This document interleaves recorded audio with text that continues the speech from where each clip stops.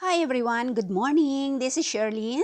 This is my red, crunchy, delicious, and long paprika for my breakfast today. Ayan na siya. Pulang-pula siya, parang lipstick. O, di ba? Nilagay ko na sa aking bread at ang ating bread ay fresh na fresh. At nilagyan ko na rin ng very healthy na butter ang aking tinapay.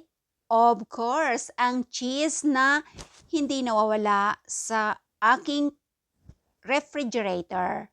Look at that, how red at maraming vitamins ang paprika. Sabayan na natin ng black coffee na napakabango ng aroma dahil coffee is life. At ayan na tayong kumain.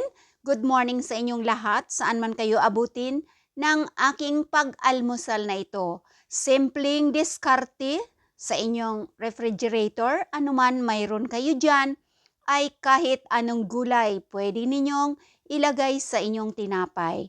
Thank you for watching and have a nice day. Bye-bye!